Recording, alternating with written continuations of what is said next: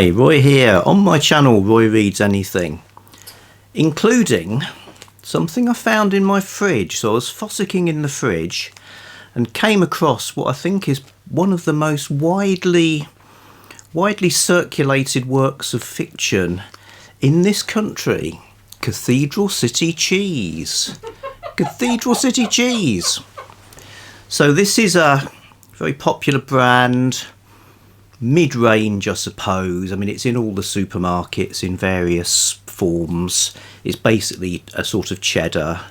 It's probably not going to make a cheese aficionado swoon with delight. It's no Marks and Spencer's Cornish crunch, that's for sure. No, but it's fine. It's all right. So why I'm saying Cathedral City cheese is a work of fiction is the name and the branding, really, because it's made in a village in Cornwall, nowhere near a city of any kind, and certainly not a cathedral city. So where it's made, a place called Davidstow. Interestingly, I found out the water used in its manufacture comes from a holy well. So there is, yeah, it's also like a lot of holy wells, it predates Christianity. So there's a possibility for a folk horror story there, I think, with millions of people ingesting this water that comes from a kind of numinous source. Anyway, yes, so it comes from out in the sticks, not from a cathedral city. Then, because at that point it's really just a lump of cheese, it's then turned into packaged and distributed and stuff from Nuneaton. In the centre of this land. Nuneaton also cathedralless. But nuns until they ate them.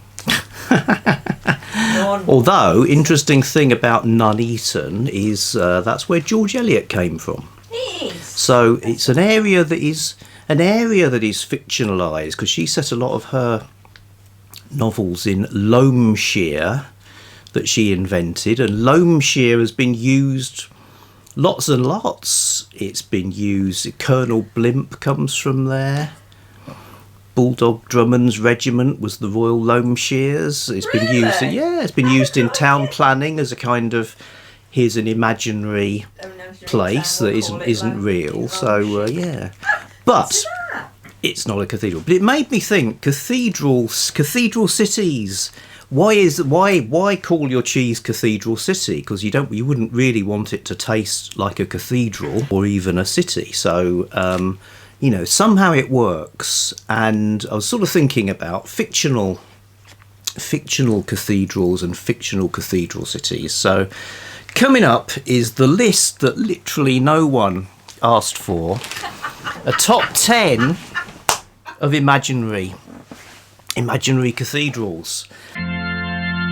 Starting with Joanna Trollope, not the last Trollope we will hear of in this little exercise, but in her book The Choir, she invents a city called Aldminster that has a cathedral, and that's where the action takes place. This was made into a mini-series.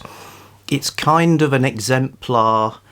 A reviewer referred to her work as an Arga-saga, which is an almost untranslatable term that unfortunately for her has kind of stuck. I guess you'd call it upmarket cosy, maybe rural, semi-rural. And an Arga, which is a type of old-fashioned oven, is indeed mentioned in this. I've made a sort of mood board so you can see what my impression of what you would get in an Arga-saga. But this one, you've got a cathedral choir that's under threat because the dean needs to earn money and stuff like that, and there's romance and so on. I actually did enjoy it. I'd call it a holiday read, pretty undemanding, pretty clear what's going to happen. It's I found the relationships and the kind of little sexy bits probably the least convincing, but the manipulation around the choir and the politics quite good. So that's one thing. Why do writers flock to cathedrals? I suppose you get people from all walks of life in there, stuff like that. Number 2 is a place called Felpersham. Now this probably is as much in people's brains as the Cathedral City cheese. So it's in the Archers. Now they're not really about the books. There are plenty of Archers books, but it's a long running radio soap opera set in the countryside, set in Ambridge. Here's Ambridge, but that in itself is in a fictional county called Barsetshire. It's not like a version of a real county. It actually sort of somehow just fits in the gaps between the real ones in the Midlands. And Felpersham is the city, there's the cathedral, so over the many decades, loads of plot points have happened there. Things have happened over the years, weddings and what have you.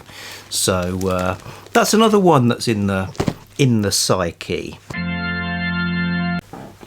Turning to the world of Warhammer. What? Used to be Warhammer 40k. So this is another classic of British culture. So it's a tabletop strategy game with accompanying other things, particularly books. There are gazillions of books in the Black Library.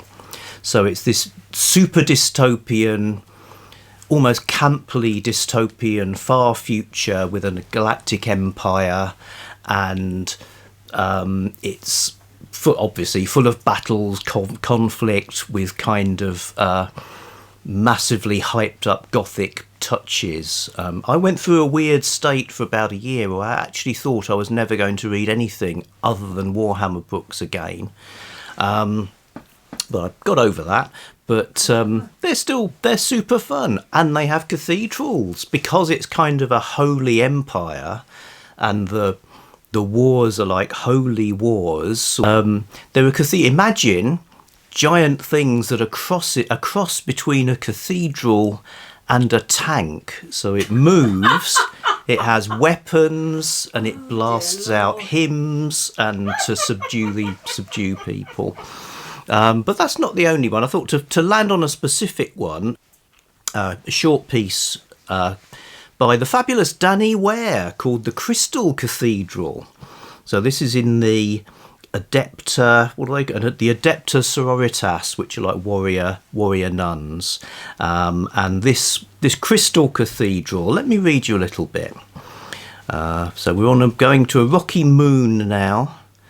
Forgotten for 1,000 years, encased and defended by this carved rock-walled gorge, it was a great dark edifice, its bell towers and arches soaring over their heads. That much was imposing enough, but the cathedral was also black. Made from pure... This isn't one of the tank ones, this is like an actual cathedral building. Made from pure black glass, it was shadow, a cutout, a great silhouette that took towering bites from the planet's perfect curve. It was flat plane after flat plane, everyone held in place by thin struts of dark flecked steel, everyone glittering with myriad crystalline reflections.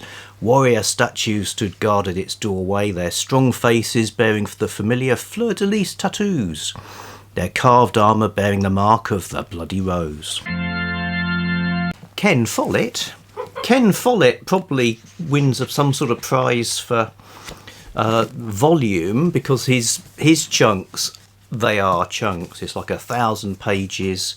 The Pillars of Earth and its 2 sequels deal with a cathedral place called Kingsbridge, and you get the fact that cathedrals took like more than lifetimes to build is sort of creates part of the setting. So your man Ken Follett, now I must admit I've only read his giant ape book written under a pseudonym early. We've seen the mini-series, thought it was good. On the telly, it was great. Yeah, it was great.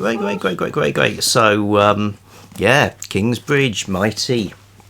Let us go to France, to Averoigne. I'll spell it out because I can't really pronounce French very well, but Clark Ashton Smith, the romantic poet and for a short while fantasy and horror writer, created a French region called Averoigne, where you've got this city the city of Vion, has a werewolf haunted wood.